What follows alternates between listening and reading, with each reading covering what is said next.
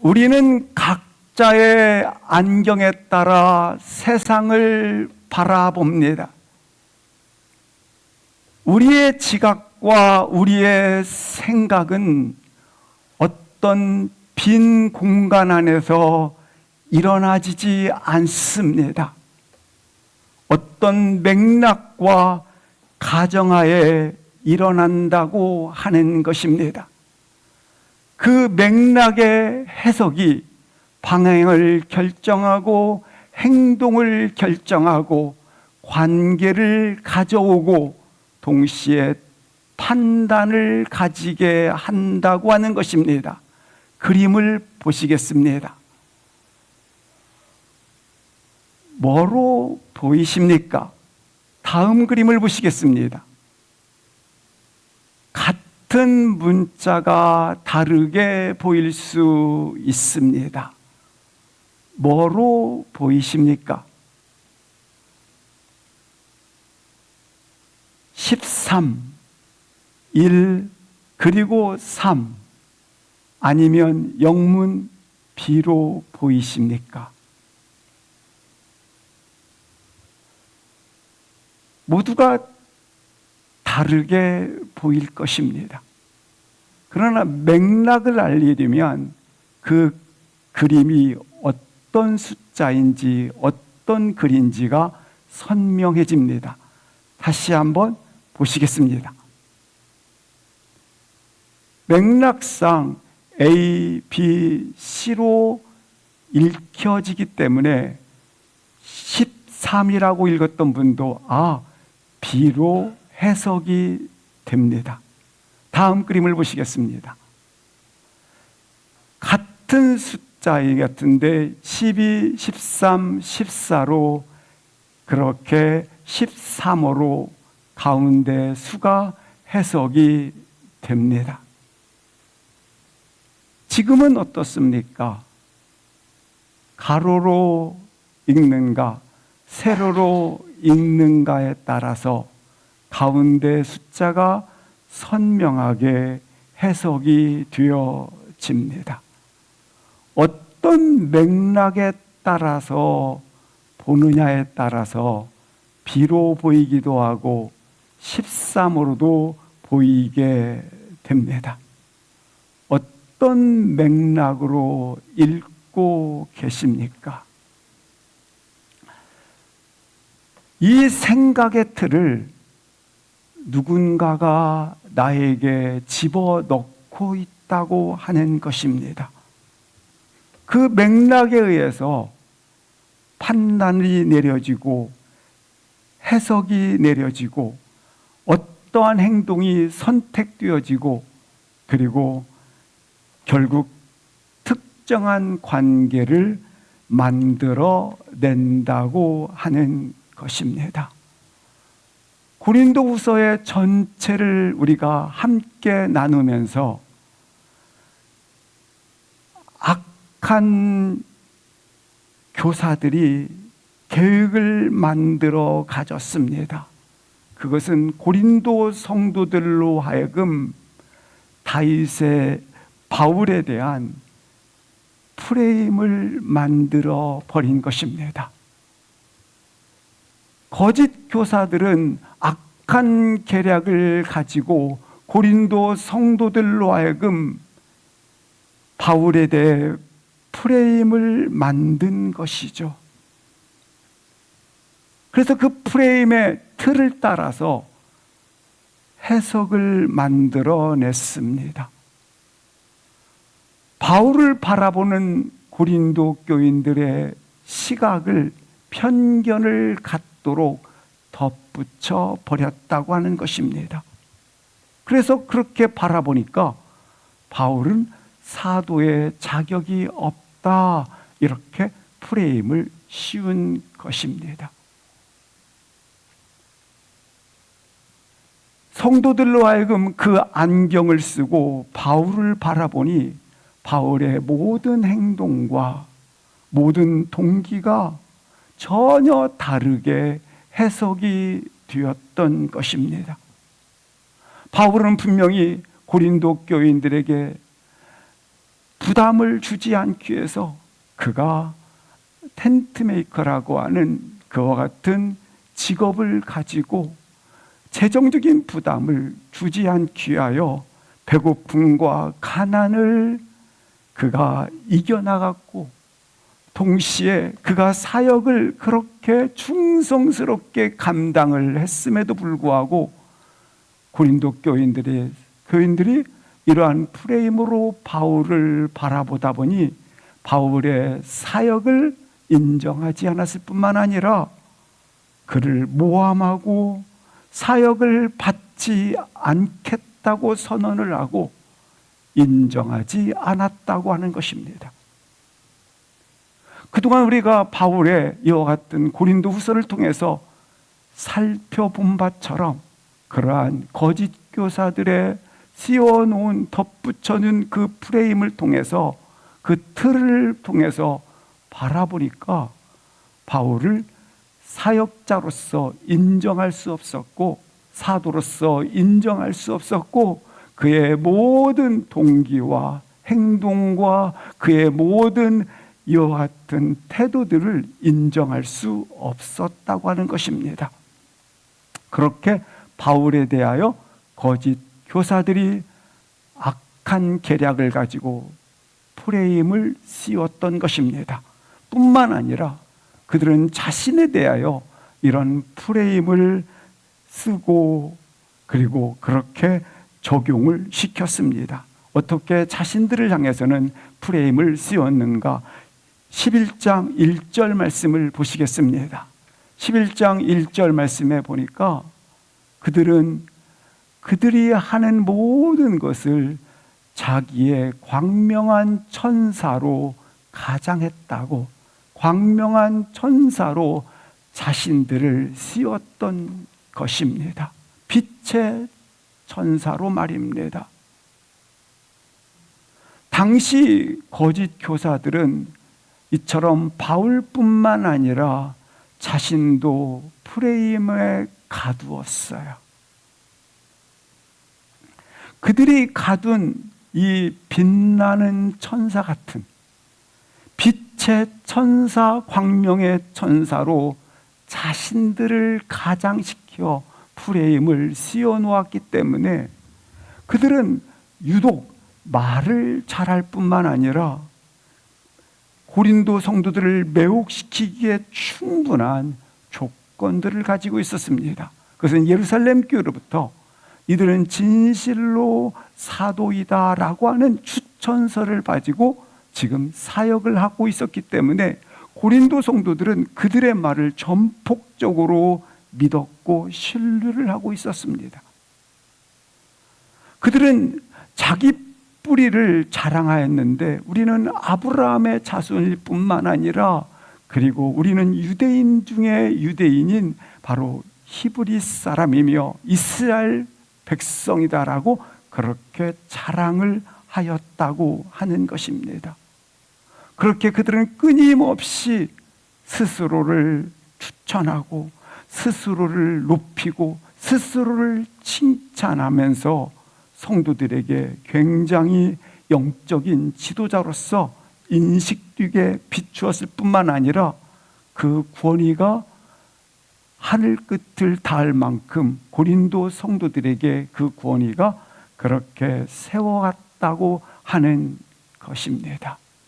이런 가운데 이런 대적자들 앞에 사역을 한다고 하는 것이 얼마나 힘든 일이겠습니까? 그런데 이것은 우리 가운데 빈번히 일어나고 있는 일들입니다. 자신을 증명하기 위해서 자신의 이력서와 자신의 그와 같은 수식어들을 계속 그렇게 자랑하고 그렇게 말하고 그렇게 자신이 누군가를 그렇게 반복해서 자화자찬하는 자신만이 만드는 프레임을 가지고자 한다고 하는 것입니다. 그러나 그때 꼭 기억하시기 바랍니다. 모든 사람들의 본성이 이와 같을진데 그 사람은 반드시 위험하다고 하는 것입니다. 건강하지 않다라고 하는 것입니다. 고린도 교회 거짓 교사들은 자신들에 대한 성도들의 인식을 조장하기 위해서 지나친 자기 PR을 하고 있습니다. 그래서 고린도 성도들로 하여금 그렇게 자기들에 대한 프레임을 씌우고 있는 것입니다. 놀라운 것은 이 프레임에 씌워짐에 고린도 성도들이 하염없이 그 유혹 앞에 넘어가서 그렇게 해석을 해서 바울을 그렇게 모함하고 그리고 그의 사역을 듣지 않았을 뿐만 아니라 그리고 그렇게 해석해서 비난과 동조와 뿐만 아니라 심지어 이렇게 그들의 공격이 거세졌다고 하는 것입니다. 오히려 거짓 교사들은 이 프레임에 의해서 우리의 진정한 지도자는 바로 이들이다라고 하는 그와 같은 박수를 받게 되었고 열렬한 환호를 받게 된 것입니다. 근데 이 대적자들은 동일한 방법과 동일한 전략을 가지고 오늘 우리에게도 프레임을 씌워가고 있습니다. 근데 이 프레임 앞에 우리도 하염없이 속절없이 걸려 넘어질 수 있다라고 하는 것입니다. 고린도 교회를 향해서 교인들을 향해서 이들이 씌운 프레임은 예수는 바울이 전했던 다른 예수, 그래서 한 성령, 한 예수라고 바울 사도가 그렇게 강조한 이유는 그들은 이처럼 다른 예수, 다른 복음, 다른 진리를 가지고 교회를 무너뜨리고자 하였다고 하는 것입니다. 이 거짓의 아비인 사단은 우리에게도 동일한 방식과 방법으로 그렇게 역사를 하고자 합니다. 다른 진리를 말합니다. 다른 예수를 소개합니다. 자신을 뭐한 채, 가장한 채 말입니다. 세상은 우리를 향해서 동시에 이 프레임을 자꾸 씌웁니다. 그래서 교회가 세상에 영향력을 미치지 못하도록, 교회가 말하면 세상이 듣지 못하도록, 우리도 똑같이 세상이 프레임을 씌우는 것을 동일하게 교회가 이렇다고 하면서 동일하게 나도 프레임을 씌우는 경우가 허다할 것입니다. 교회는 이러면 안 되는데 교회가 이랬다고 말하면 동일하게 교회에서 똑같이 말을 하면 이런 프레임에 자주 걸려 넘어지기도 합니다. 그렇게 똑같이 세상에서 쓰는 프레임을 동일하게 교회가 이렇다고 하면서 동일하게 나도 그 프레임을 나도 함께 동조하고 씌워버리는 경우가 종종 빈번히 자주 있는 것을 볼 수 있습니다. 그래서 교회가 세상을 향해 영향력을 발휘하지 못하도록 그 프레임 안에 가두려고 한다고 하는 것입니다. 그 프레임 안에서 십자가는 조롱을 당하고 그 프레임 안에서 복음은 무력해지고 그 프레임 안에서 우린 부끄러운 얼굴로 세상에 나갑니다. 하도 씌워놓으니까 부끄러운 얼굴로 서버린다고 하는 것입니다. 그러나 사단은 자기 자신을 위해서 프레임을 씌우는데 어떻게 씌웠어요? 광명한 빛의 천사로 씌워요. 빛의 천사같이 빛나는 모습을 하고 있기 때문에 오히려 믿음의 그리스도인들이 그거 빛나는 광명천사처럼 프레임을 씌고 나타나니까 동경하고 숭배하고 따라가고, 그래서 결국은 그 세상이 교회를 장악하고 교회에 군림하고자 하는 이 광명한 천사로 가장한 것이 바로 우리 믿음의 사람들을 그 위에 군림하고자 한다고 하는 것입니다. 그래서 자기를 믿게 만들고, 자기에 대해서 열광을 갖게 만들고, 자기에 대해서 추종하게 만들어 버립니다. 그 중에 가장 유력한 힘을 가지고 있는 것이 우리 주님께서 돈과 하나님을 겸하여 섬길 수 없다고 말씀하셨던 것처럼 그렇게 힘 있는 것이 있습니다. 돈입니다.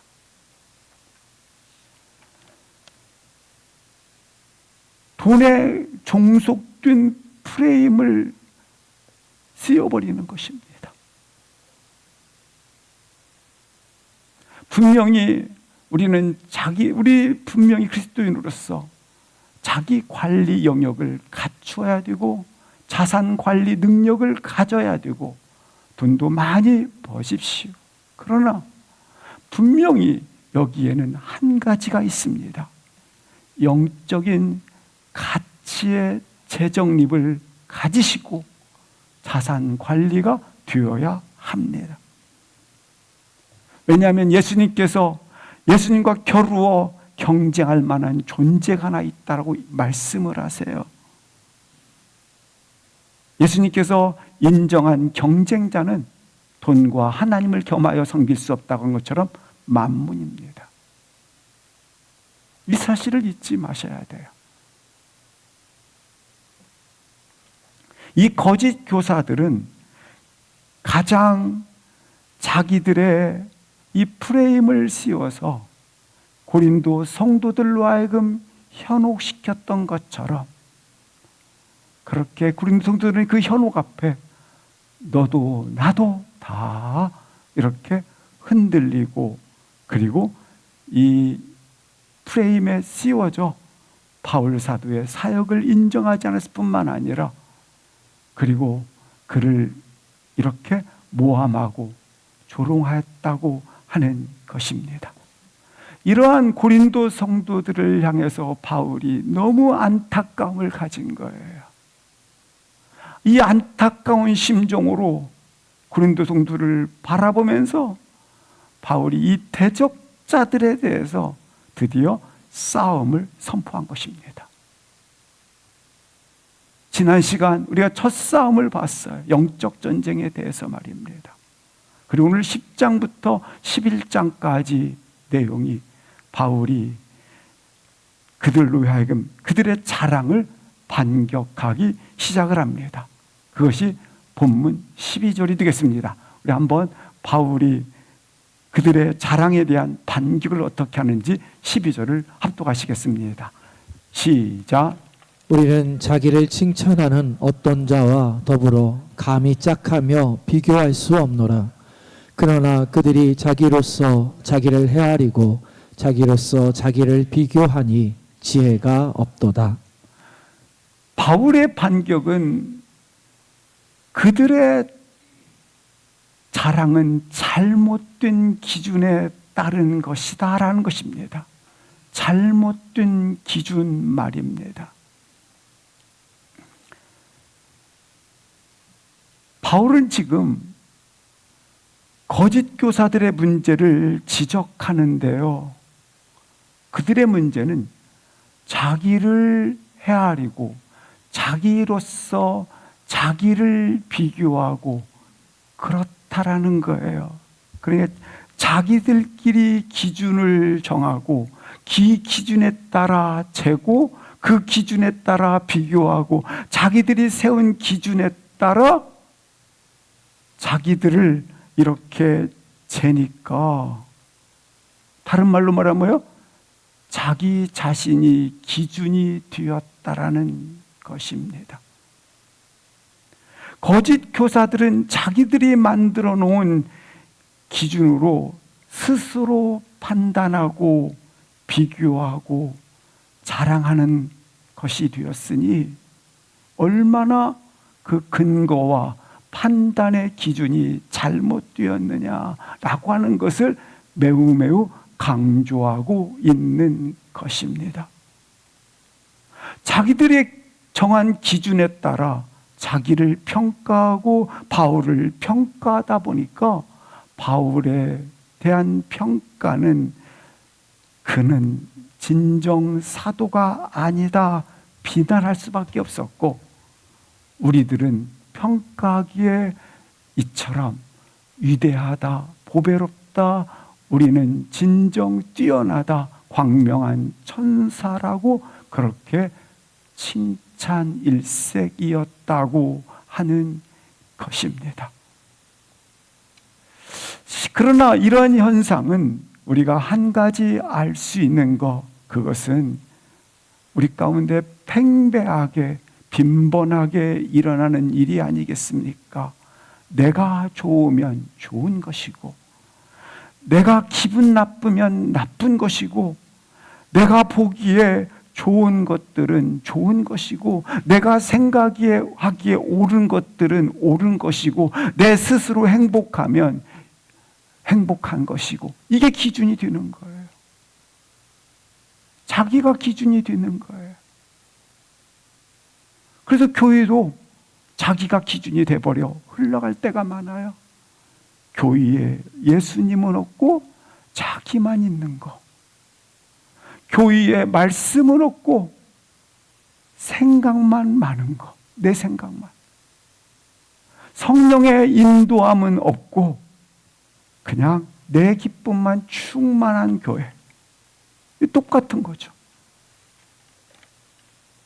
성령의 기름 부으심은 우리 안에 없고 내 느낌만 역사했어, 이런 것들 말입니다.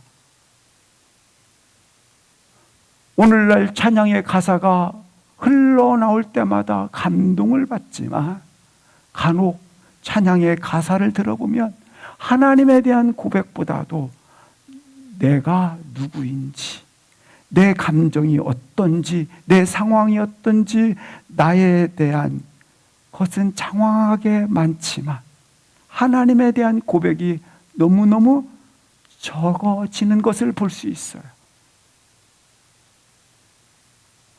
나로부터 향한 시선이 나로 끝나버려요. 분명히 나로부터 향한 시선이 하나님의 묵상으로 확장되어야 되는데 그건 없어요. 바로 이런 것들을 말하는 거예요. 사랑하는 성도 여러분, 나로부터 시작된 예배는 반드시 하나님에 대한 묵상으로 확장되어야 되고 하나님으로 끝나야 합니다. 찬양 가운데 거하시는 예수님을 우리 가운데 그분을 만나는 것이죠. 내 감정으로 흥이 겨운 것이 아니라 예배의 본질은 하나님께만 오직 영광 돌리기에 합당하게 돌려드리는 거 말이죠. 그런데 오늘 보니까 내가 기분 좋으면, 내가 흥겨우면, 내가 행복하면, 내가 이처럼 느낌이 좋으면 그것이 기준이 되었다라는 거예요. 하나님께서 기쁨으로 받으시고 하나님이 즐거워하시고 하나님께서 기준이 되는 그 거룩한 기준은 온데간데 없어요.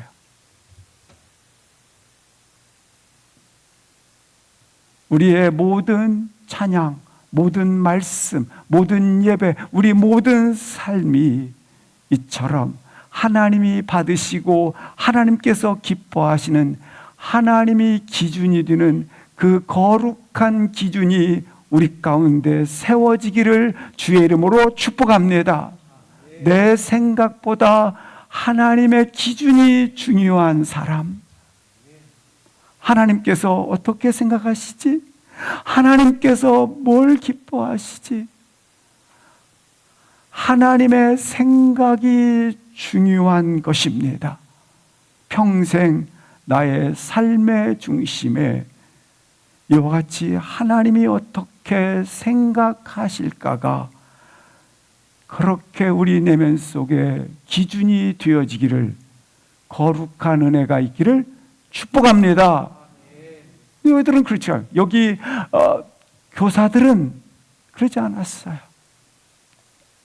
자기를 헤아리고 자기로서 자기를 비교하니, 바울은 자신을 대적하는 자들이 그들 자신에 대해 지금 자화자찬하고 있는 그 모습을 보면서, 끊임없이 자기 사랑을 하는 것을 보면서, 그렇습니다. 왜 그렇습니까? 하나님께 인정받지 못하면, 하나님께 칭찬받지 못했다고 한다면 끊임없이 자화자찬을 하게 되어 있어요. 자기 증거를 위한 이력서와 수식어를 붙이게 되어 있어요. 우리가 잘 아시는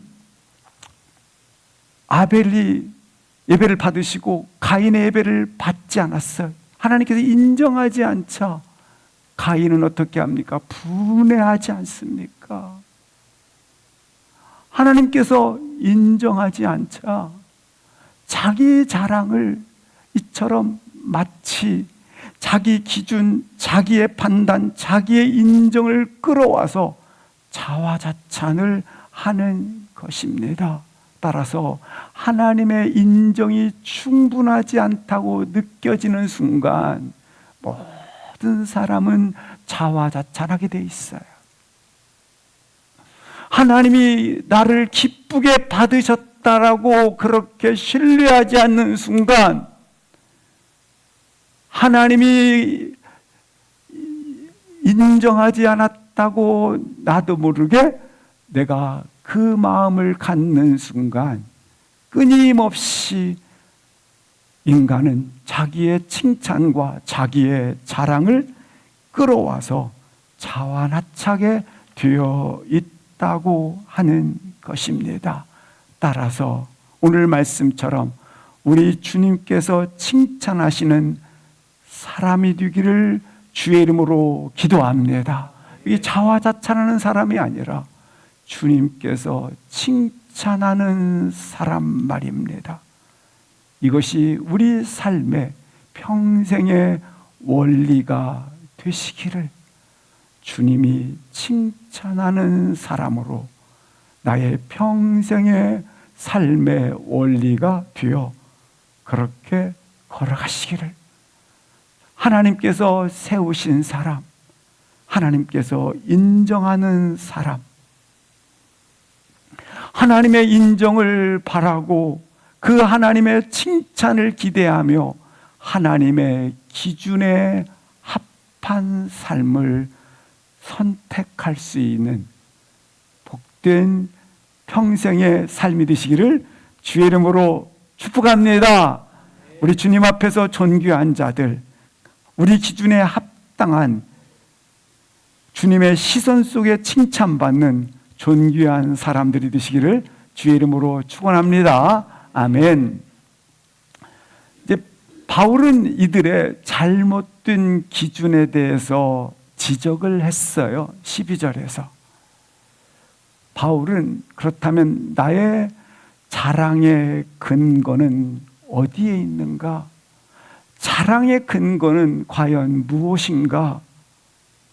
변하지 않는 자랑의 근거를 제시하고 있습니다. 13절 14절 합독하시겠습니다. 시작.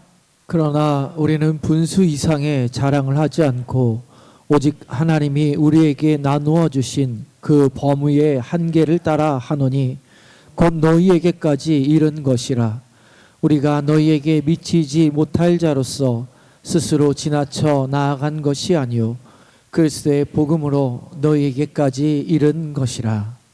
바울 사도는 자신의 그럼 자랑의 근거는 어디에 있는가? 13절에 기록된 것처럼 오직 하나님이 우리에게 나누어 주신 그 범위의 한계를 따라 하는 거예요.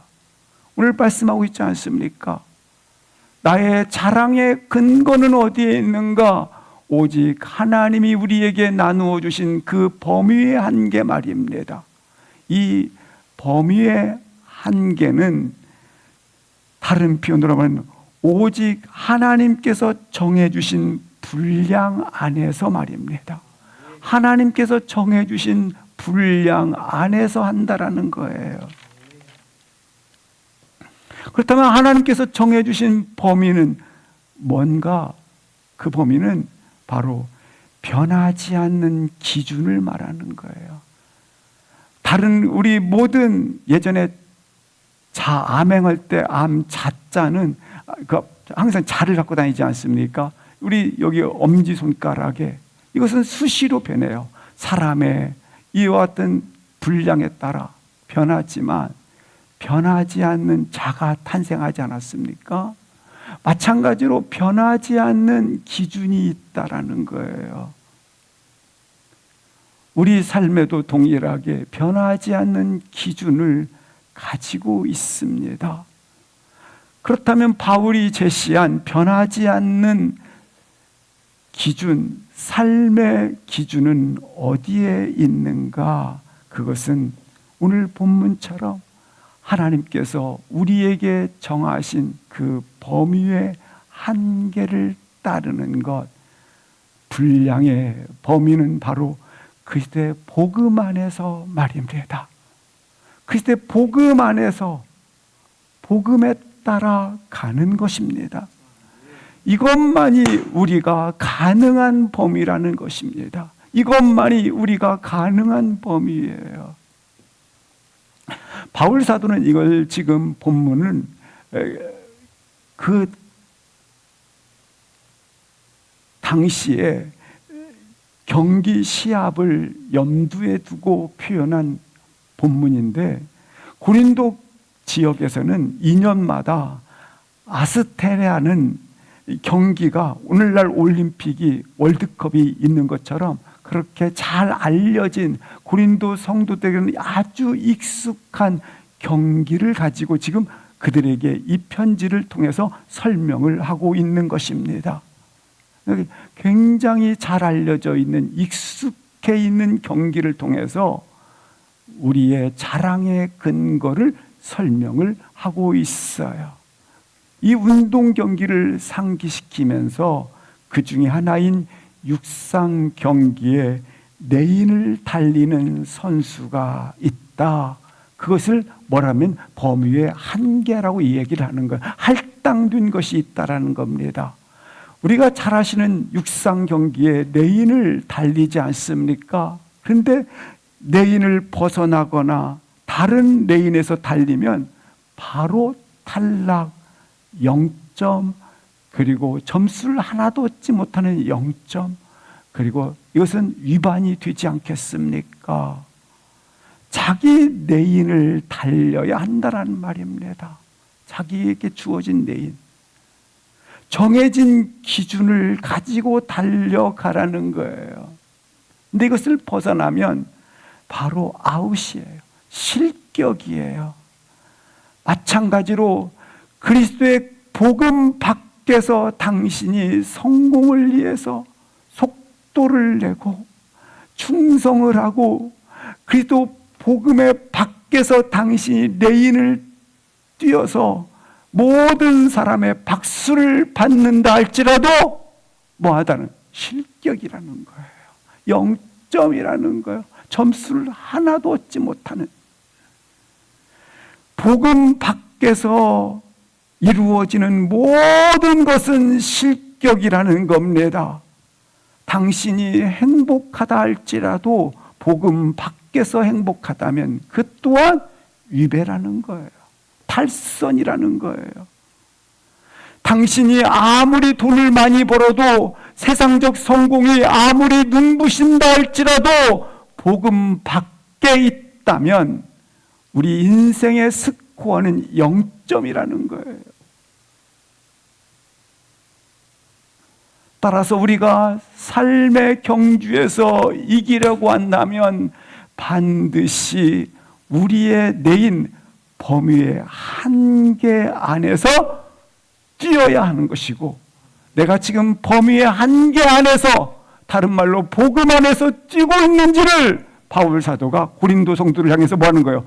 확인해 벗어나라는 거예요. 너희들이 진짜로 복음 안에서. 근데 그들의 이 거짓 교사들은 벗어났지 않나 이런 얘기를 하는 거죠.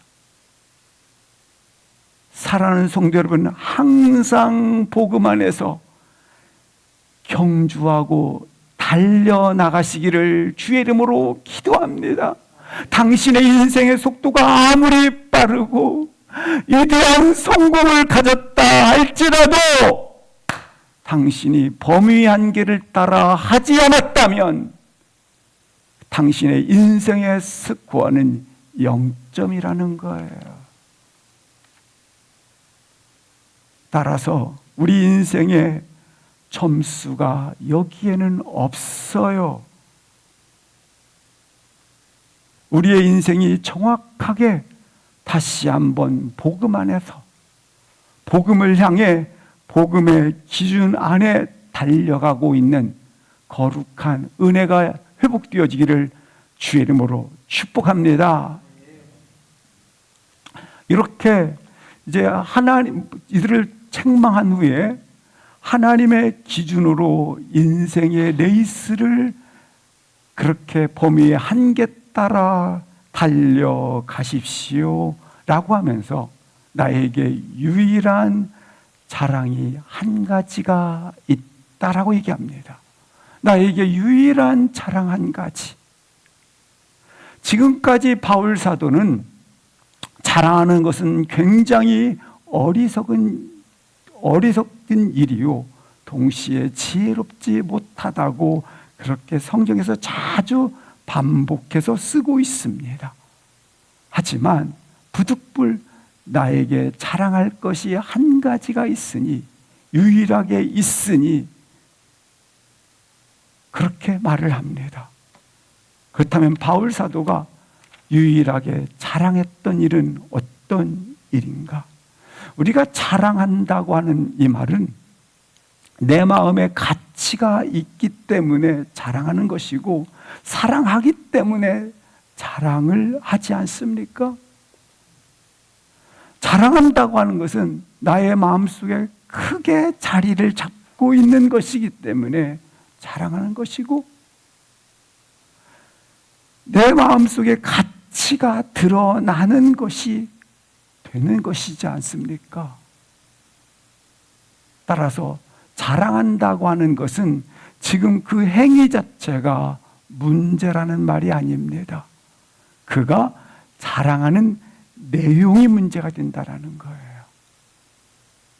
내용이.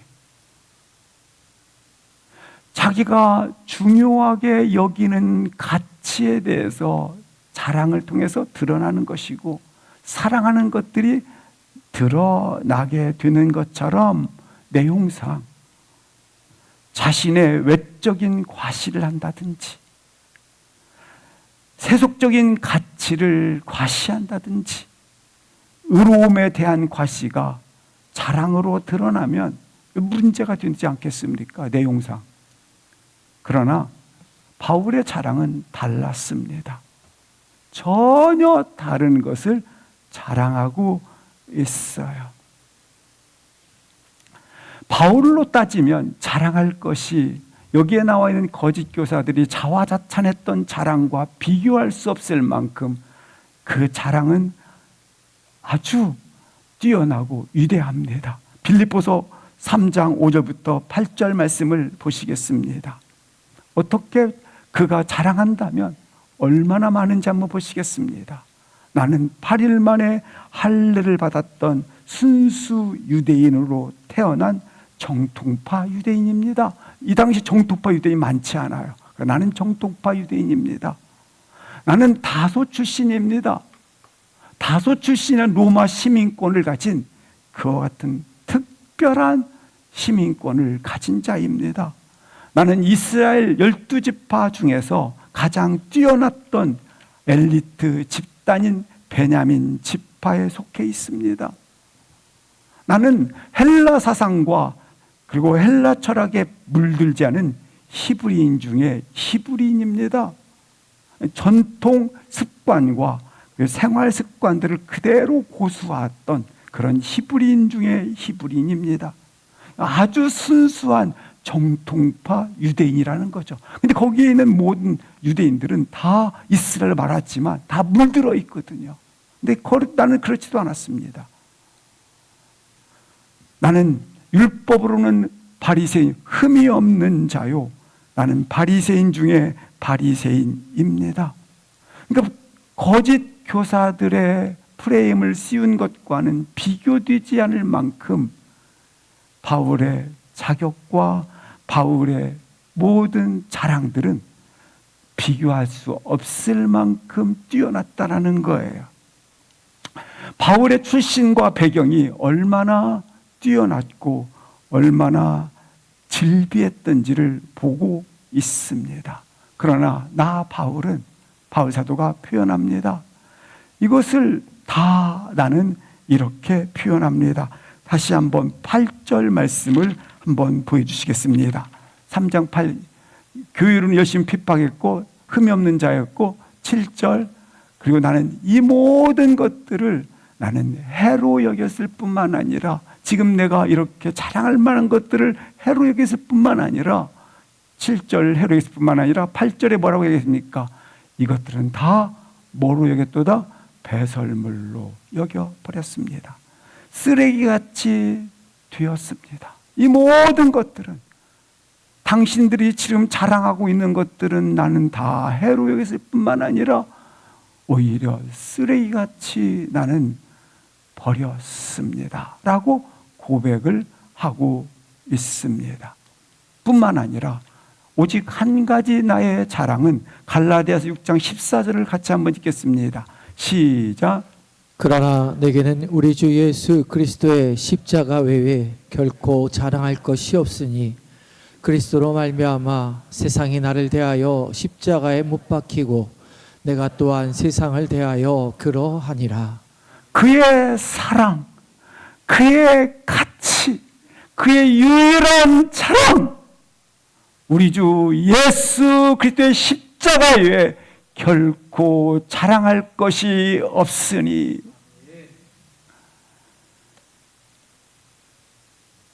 사랑하는 성도 여러분, 십자가 외에는 자랑할 것이 없다라고 고백합니다. 이는 어떤 의미일까요? 이 시간 이 하늘에서 들리는 이 고백이 나의 심장에 어떻게 들려지고 있는지 한번 확인해 보세요. 나는 오직 십자가 위에는 자랑할 것이 없다. 나의 가슴에 어떤 말로 들리십니까? 가만히 귀를 기울여 한번 들어보세요. 우리 주 예수 그리스도 외에는, 십자가 외에는 자랑할 것이 없다. 이 고백에 귀를 기울여 들어보세요. 나도 이와 같기를, 주의 이름으로 다시 회복되어지기를. 자랑할 것이 왜 이렇게 대체품이 많은지. 바울은 그가 쓴 빌립보에서 그렇게 고백을 합니다. 그대로를 제가 읽어 드리겠습니다. 내가 얼마나 대단한 사람이었는지, 나의 과거의 출신이 얼마나 화려한지 한번 말해 보겠습니다. 그런데 사실 이 모든 것은 다 배설물이 되었습니다. 무가치해졌다라는 것이죠. 왜냐하면 그것들이 나를 구원할 수 없기 때문입니다. 예수 그리스도의 십자가 위에 나를 구원할 수 있는 것이 전혀 없습니다. 내가 어떤 가문의 출신이든, 내 학식과 학력이 어떠하건, 어떤 빛 가운데 서서 보니 모든 것이 무력해졌습니다. 나를 어둠 속에서 건져낼 수 있는 것이 아무것도 없었어요. 그렇습니다. 내가 어떠한 사람인지에 대해서는 유일하게 십자가만이 우리를 설명해 줍니다. 내가 어떠한 사람인지에 대해서 유일하게 십자가만이 설명할 수 있습니다. 바울이 지금 십자가를 통해서 자신을 설명하고 있잖아요.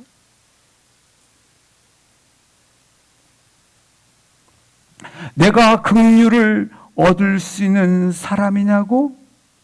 내 학벌도, 내 연봉도, 내 배우자도, 내 외모도 아니었습니다.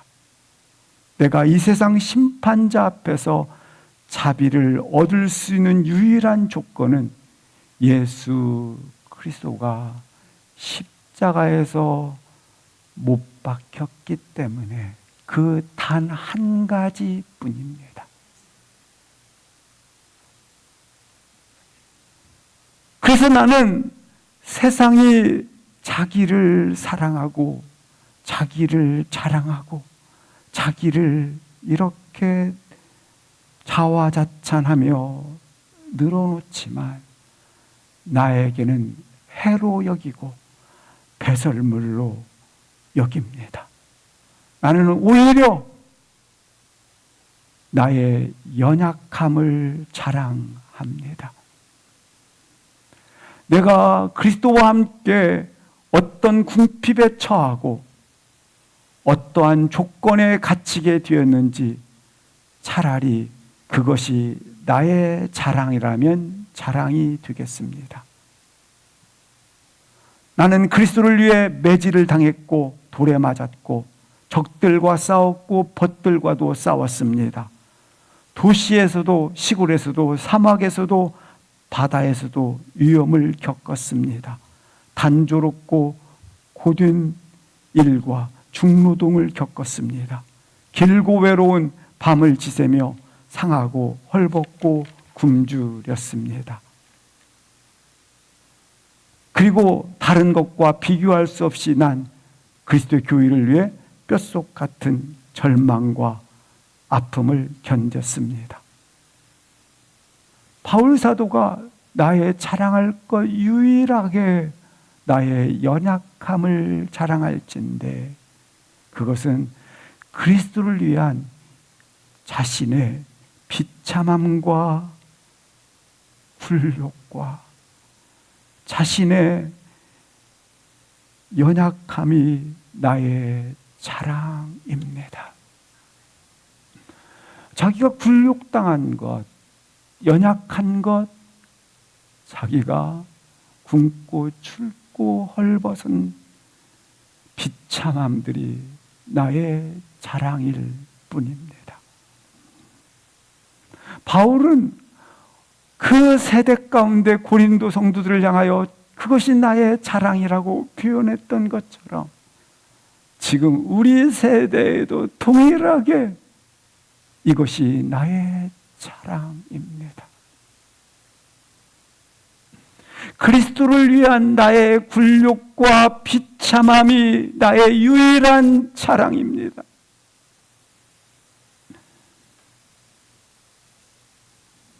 이 고백이 나의 고백이 될 수 있기를 주의 이름으로 축복합니다. 바울의 고백처럼 십자가가 나의 인생의 최대의 사랑이요 최대의 자랑이 되기를 주의 이름으로 축복합니다. 그런데 어떻게 이와 같은 세대 속에 우리가 그리스도 십자가 위에 자랑할 것이 사랑할 것이 없다고 고백할 수 있는가? 오늘날 시대를 미세좌절의 시대라고 부릅니다. 미세좌절의 시대, 미세한 것.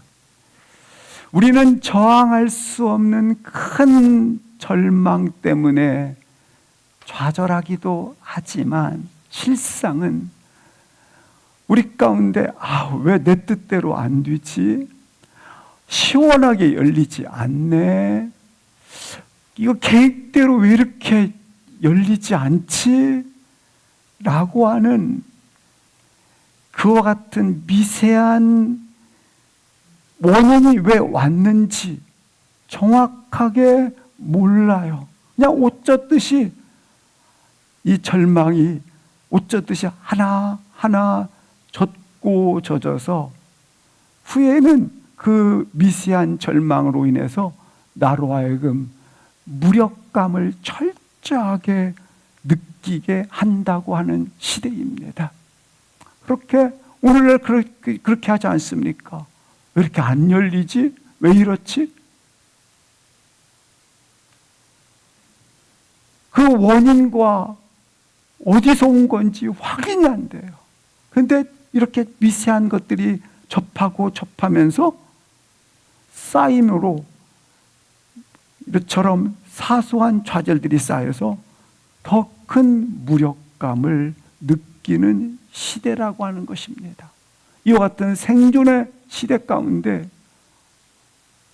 미세 좌절의 시대 가운데 우리가 살고 있는데, 이런 시대 가운데 어떻게 십자가만이 나의 유일한 사랑이요, 십자가만이 나의 유일한 자랑이 될 수 있겠어요? 한번 보세요.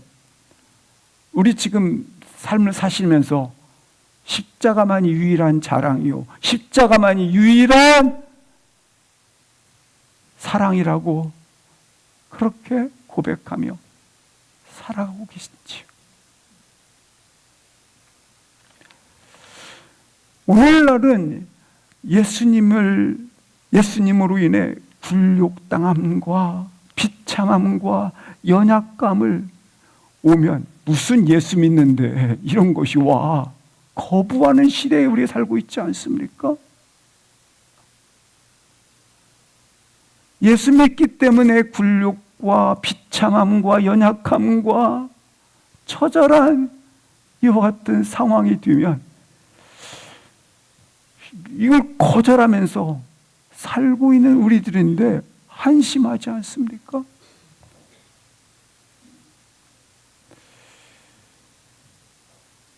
그런데 오늘 그걸 뛰어넘어 오직 그리스도만이 이런 시대 가운데 나의 사랑, 나의 유일한 자랑이 될 수 있을까? 우리가 해야 할 일이 무엇인가? 십자가가 우리의 자랑이요, 우리의 사랑이라고 한다면 그것이 그냥 멋진 고백으로, 십자가만이 나의 사랑입니다라는 고백으로, 멋진 고백으로만 끝날 수 있겠습니까? 그것이 진정 나의 가치요, 나의 의미가 되어진다면 어떻게 그것이 가능한가? 우리 계속해서 아니 하루하루, 아니 날마다 매일매일 십자가를 경험하는 하루하루가 되시기를 주의 이름으로 축복합니다. 십자가로 가까이 가세요.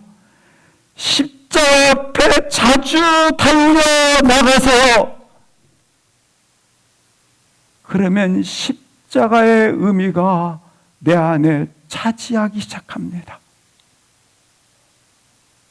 지금 여전히 내가 이루어야 될 성취가 큰 의미로, 내가 이루어낸 과업들이, 내가 이루어내는 성공들이, 내가 이루어내는 성과들이 너무 커있는데 어떻게 내 의미에, 내 중심에, 내 가치에 자리를 잡고 있는데 어떻게 십자가가 나의 유일한 자랑이라고 말할 수 있겠습니까?